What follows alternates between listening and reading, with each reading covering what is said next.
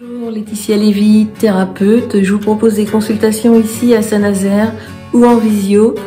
Merci à vous d'être là. Merci de liker, de vous abonner. Merci beaucoup. Allô maman Bobo. Comment tu m'as fait? Je me sens pas comme tout le monde. Combien sommes-nous à pas nous sentir comme tout le monde? Je me sens complexée, à pas savoir quoi rebondir, à avoir le sentiment de pas avoir de sujet de conversation. Je suis à court d'idées, à avoir le sentiment de pas savoir parler de la pluie et du beau temps. Pas de conversation. À pas être intéressant. Je sais pas quoi dire. J'ai le cœur qui bat. Pas avoir de vocabulaire, à pas trouver les mots. Alors il y a rien de plus terrible qu'une salle de pause. Peut-être même que les lundis ou les retours de week-end, on doit parler de notre week-end. Ce fameux week-end, j'avais rien de prévu. Je vous renvoie à ma vidéo. C'est qu'est-ce qui fait que je me sente si mal? Ça vous parle? Alors comment on fait? Comment on fait pour vivre au mieux avec ce malaise, ce mal-être, ce sentiment?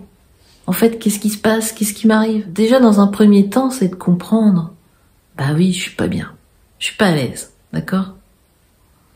Et indulgence avec cela. Et je vous invite à vous promener et à être avec indulgence avec vous. Faites la connaissance d'indulgence. Le lundi, par exemple, reprenez le travail avec indulgence. Soyez accompagné avec indulgence. Donc reconnaître, ok, que je suis pas à l'aise. C'est compliqué, hein, de pas être à l'aise. Donc restez bien avec indulgence. Alors, combien de temps ça va durer, ça? C'est un calvaire. Okay. Faites-vous accompagner aussi avec patience. Reprenez donc le travail, par exemple, avec indulgence et patience. D'accord? Dans un premier temps, il est important de reconnaître mon état. Indulgence, patience. Ça peut pas bouger tant que je suis en lutte et que je m'en veux. Et dans un deuxième temps, c'est de comprendre ce qui se passe pour moi. Je me sens pas comme les autres, je me sens pas à l'aise. En fait, qu'est-ce qui se passe? Il se passe sans doute que je suis tout le temps en train de me comparer et de me juger. C'est un mécanisme qui est lié à un manque de confiance en soi et d'estime de soi. Forcément, à un moment donné dans mon enfance, j'ai pas été rassurée, sécurisée à la hauteur de ce qu'il fallait. Ok. Et aujourd'hui, ça a induit chez moi un sentiment de pas de valeur, de pas être à la hauteur, de pas être bon, de pas faire bien, de pas faire comme il faut, etc. Bon, bah c'est bien gentil, hein, c'est bien joli de le dire, de le savoir.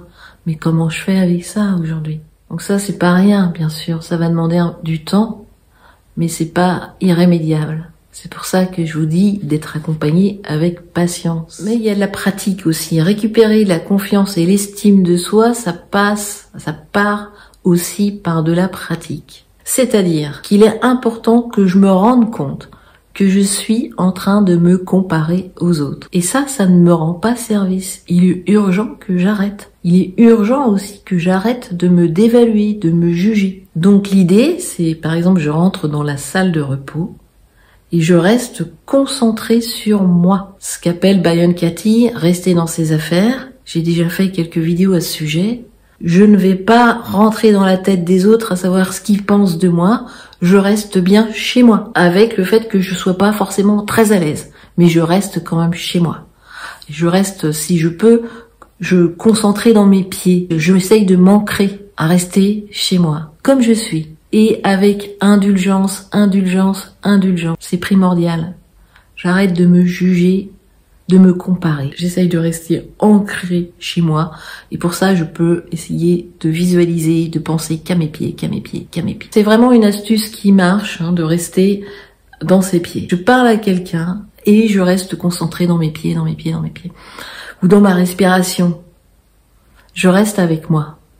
Parce que c'est toujours pareil, en fait, je manque à moi-même. Je suis trop happée par le regard des autres.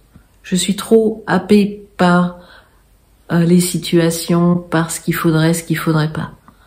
Et donc, je manque à moi-même. Je suis hors de moi. Donc, je ne peux être que mal. Donc, l'idée, c'est avec indulgence et patience, je reste chez moi. Ça marche, je vous assure. C'est de la pratique. Rien n'est inéluctable. Et en parallèle, je vous invite à être accompagné. C'est un soutien important. Parce que ce type de pensée, de se comparer, de se dévaluer, est tellement habituel qu'on a besoin de soutien dans un premier temps. Il n'y a pas de honte à cela. Indulgence. Patience. Donc, allô maman bobo, donc l'idée, en fin de compte, c'est qu'on arrive à s'aimer, à s'accepter et à s'assumer tel qu'on est. Et à se trouver bien partout, ou à pas se trouver forcément très bien, mais à ce que cela ne se retourne pas contre nous, contre soi. C'est-à-dire qu'ok, je suis au courant que j'ai des limites, et c'est pas pour autant que je m'en veux. Je m'assume et je m'apprécie tel que je suis. Merci pour votre attention. Prenez grand soin de vous. Vous êtes la personne la plus importante.